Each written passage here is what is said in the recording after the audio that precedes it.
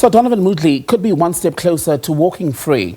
After 2 parole hearings, the convicted killer of student Leigh Matthews has received approval from the Correctional Supervision and the Parole Board. Now, this is pending final consideration by the National Council of Correctional Services and ultimately the Justice Minister. Now, here is the Correctional Services spokesperson, Singabakho, Nxumalo. People who are sentenced to a determined period, meaning a number of years, are treated differently from people who are sentenced to life imprisonment. Life imprisonment, the process is much more rigorous and very long in the sense that your profile, after having served the minimum required time, will go to the case management committee. Basically, they put it together, invite the offender to check if everything is there. Then that profile will go to the Correctional Supervision and Parole Board. They go through that. They make it a point that every detail that has been captured indeed find expression. They may also even invite the offender as well. The victims of crime also do participate. This is what has happened with this particular case. It is unfortunate that the victims, the family or lawyers have taken what was then discussed in that session and distributed publicly prematurely, because the process has to move from the Parole Board to the National Council for Correctional Services. That must also take time, make it a point that everything is there, and make it a point that indeed this person is ready for social integration before submitting that to the minister, who is the decision maker. So the process is far from being complete. Unfortunately, the information was dispatched to different people prematurely. Well, let's speak more then about Donovan Moodley, the man who murdered Leigh Matthews 21 years ago, possibly going to get parole at this stage. And we're joined this evening by Leigh Matthews' father, Rob Matthews, and the family attorney, Tanya Kun, both of them joining us in studio. My thanks to you both for coming in. We'll speak to what the Correctional Services spokesperson was saying in just a moment. But Mr. Matthews, if I may start with you, the possibility that the man who took your daughter's life could get parole at this stage, how does that make you feel? It makes me sad because there are still many questions that have been unanswered. And I think as a victim, and all victims of crime should be able to have finality in such an event. And I think the recommendation, and it's only a recommendation at this stage by the Parole Board, is certainly premature.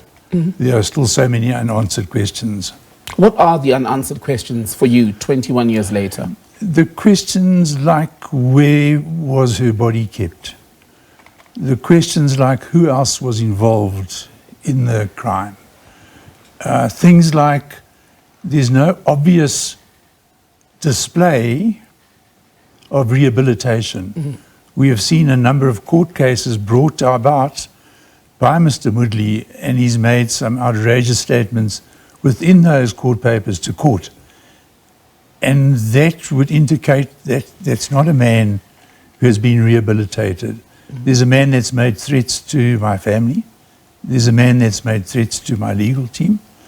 There's a man that has taken on organizations like the HPCSA and tried to intimidate them into certain decisions. And I think those are certainly factors that need to be seen in the outside world. So in a prison environment, you have a very controlled environment. But I think due care needs to be taken by people who make decisions to refer prisoners on parole to actually look at the broader picture and make a holistic approach to that decision. And that's what makes us sad. And when you say Donovan Moodley has threatened your family, threatened your legal representatives, how long ago was that, and what was the nature of the threats? Okay, some of those threats were as recent as 2024. The one threat that was made in his court papers was that I had organized a hit on his life when he was in jail. And when the lawyers from Correctional Services responded to that, they found that in fact that was just a lie. That in fact it was an internal fight that he'd had with some individuals who had been sanctioned accordingly. But he chose to use that in papers to, I think, threaten me, create a position that I should be concerned. And that certainly does concern me if those controls aren't put in place, if they have not been able to say he's properly rehabilitated. At this stage, what would convince you that Donovan Moodley has indeed been rehabilitated? I think the part that would convince me would be full disclosure of the crime. The part that would convince me would be a proper assessment of his risk to society. We don't see the papers that could get put forward. And I think that's a big flaw, because based on the psychologist's report that we did see, and which we took action against the psychologist, and we won our case, even though she appealed it, we won our case, you could see that in that report there were really worrying factors about Mr. Moodley. And he had convinced her otherwise. Understand the nature of the animal. That crime that he perpetrated was one where he had to convince me and many other people of his credibility. And he's done that. He continues to do that. So there's no track record from what we can see where he's changed his approach. And I think what would make a big difference, if papers could be made available to victims, that they could have an insight into the progress. We are interested parties. We are vested parties in that process, whether we like it or not. And I'm sorry to repeat the details in your presence, because I would imagine that 2 decades later, it's still very painful for you to hear. But for the benefit of viewers who may not be familiar with the Leigh Matthews story, 2004, this man abducts and takes your daughter captive, demands ransom. You paid, I think, about 50,000 rand for her release. But still, he shot her 3 times. 4 times. 4 times he shot her. She died. 21 years on, do you want Donovan Moodley to be released under any circumstances? Okay, so the country has a law, and we consider ourselves law-abiding citizens. And the law says that provided certain criteria are met, prisoners are entitled to go on parole. We don't have a problem with that. We do have a problem, though, if people are released on parole and there are still outstanding matters. And particularly if that person presents a risk to society, and specifically if that person presents a risk to me and my family. Have you forgiven him? No. It's not for me to forgive Donovan. It's something between him and his God, not for me to forgive him. And Tanya, on the legal aspects then, Singabakho Nxumalo, the spokesperson for Correctional Services, basically saying that this information, to some degree, and I'm paraphrasing, has been leaked prematurely. You heard him, in his own words, pointing the blame or the finger at you guys for doing so. Is that what's happened here? Absolutely not. I was very surprised and shocked to hear that, in fact, because what had actually happened, Rob and Sharon was very distressed and emotional and felt that they could not personally be present this morning. So Advocate Annette Thiart Hofmeyer and I represented them at the Parole Board hearing to do the victim impact statement and our representations opposing parole.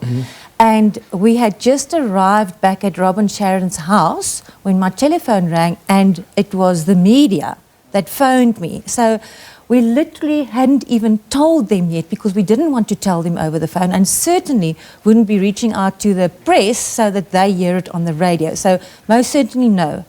I don't know where the leak came from, but it definitely didn't come from us. And what is your account of how the hearing this morning went?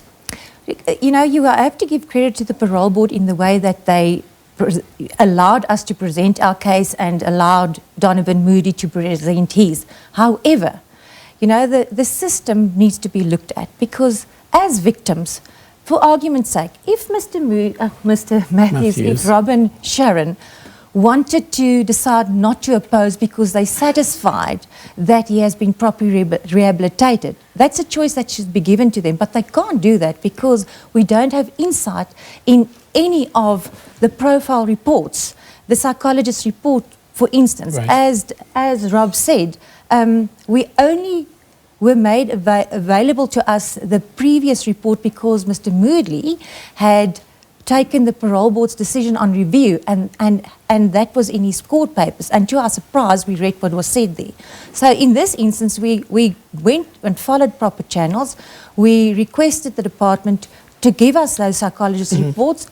It was denied because Mr. Moodley decided he will not let us have access to that. So it's very difficult to reconcile a person that says he's rehabilitated, has remorse, and he's sorry and takes full accountability if he's not prepared to share his profile with us.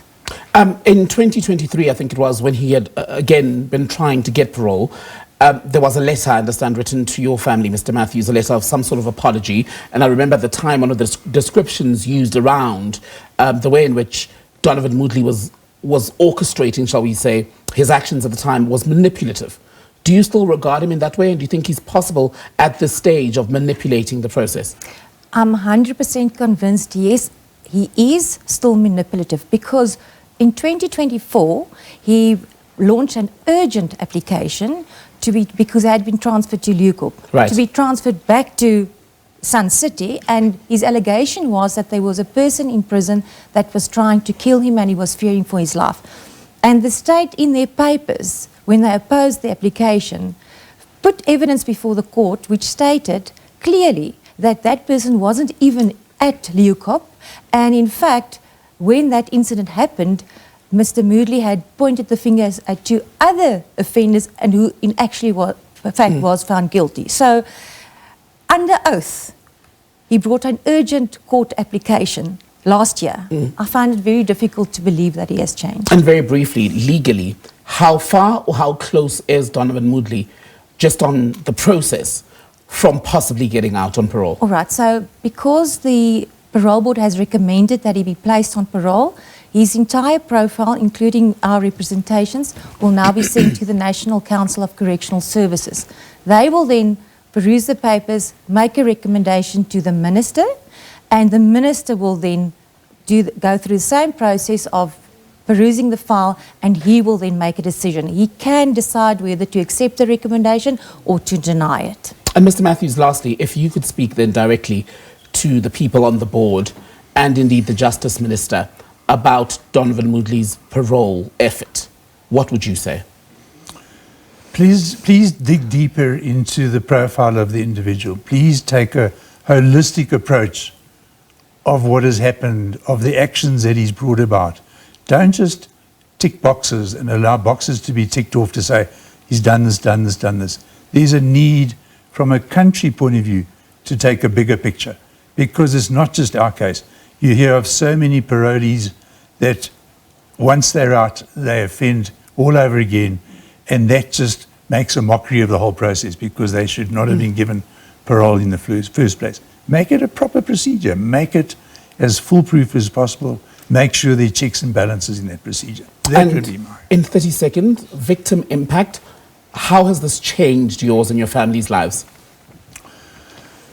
I don't think it's changed yet. I think that pendulum is still coming back. I mean his crime, killing your daughter. Oh, my word. The killing was one aspect. The continuous court applications, the continuous denials, constitutional court ruling up in 2018 that denied him, those are the things that keep on impacting us.